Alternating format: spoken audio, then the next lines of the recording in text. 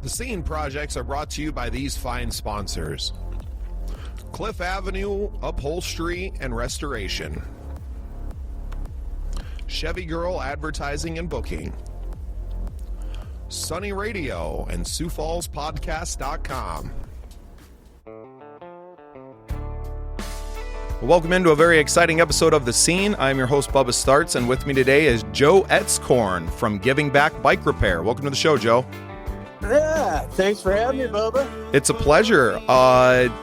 What is Giving Back Bike Repair? It's basically something I started quite a few years ago when I was working for a friend that he basically formulated his own nutritional supplements. The company was called Endurelite. And it was Matt Mossman, and we basically were set up down past Taco John's in that kind of little back alley parking lot way there. That was in Spearfish? Yeah, yep, absolutely. Awesome. Yeah, we have listeners across the Midwest, so Spearfish, South Dakota, for those listeners that are unfamiliar with the territory. Yeah, nice. Yeah, but anyways, basically, started out, I handled all of his shipping for him. We'd get the supplements in, I would unpack them, set them on our shelves, get them all organized, and then people would order them. I would put them in boxes and ship them out. But it was also a smaller company, so he wasn't able to pay me a whole lot.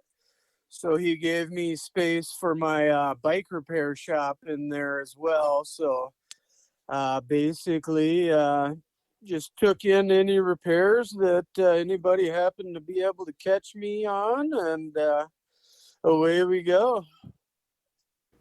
That's incredible. And the little work trade for some space to do the things you love to do. Obviously, fixing bikes has to be a passion. You don't just wake up, every day and fix them for fun. Oh, yeah, absolutely. Absolutely. Unless there's passion behind it, right? So how awesome. So with Giving Back now, are you operate as a nonprofit and doing some good in the community then with it?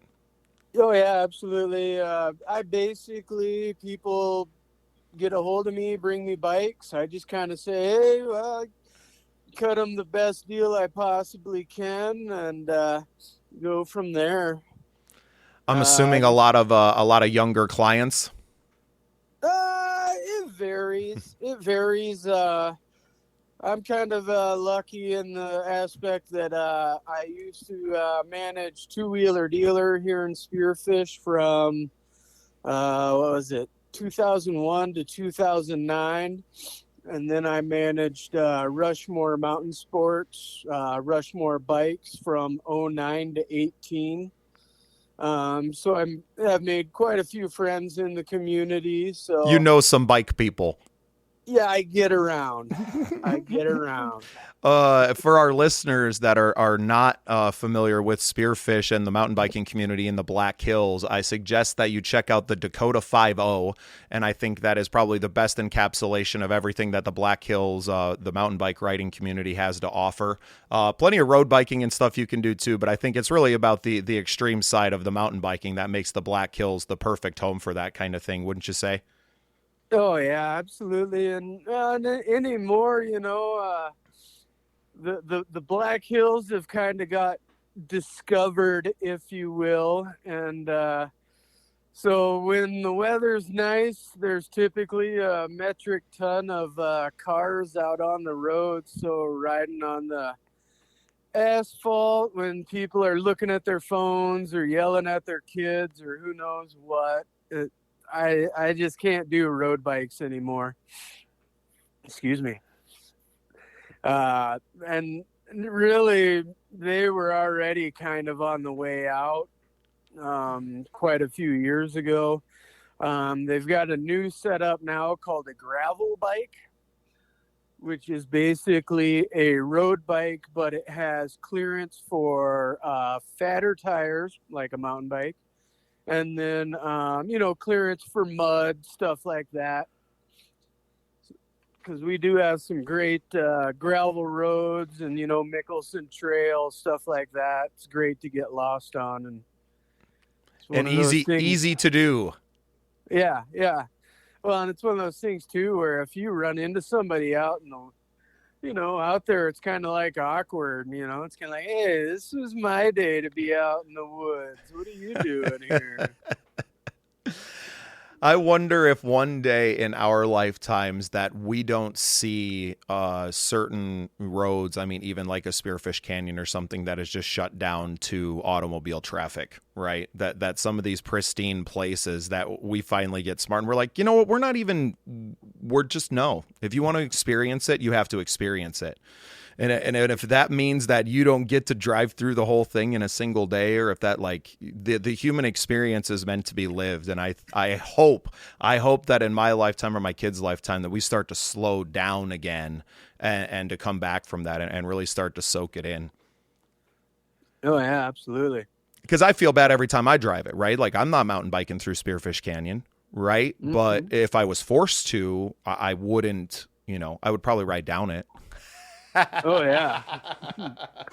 Oh yeah. Oh man. Well, I appreciate you jumping on the show. I know you don't have a lot of time today. But good to get on and hear about what you're doing. We're definitely going to talk a lot more. We'll have to get you back on when around summertime and some of these events that are going on, and you can be our field correspondent for the mountain bike scene out there. Oh yeah. Yeah, gladly. You got my number, so just shoot me a text or give me a call. I'll save your number in here, and yeah, it'd be fun to do what I can for sure. Awesome. Well, for all of our listeners, you guys make sure if you're in the Black Hills, get yourself a bike, and if that bike breaks, take it over to Giving Back Bike Repair. Our buddy Joe Etzkorn. Thanks for being on the show, man. Yeah, thanks, Bubba. Thanks. I appreciate it, man. Have a good day.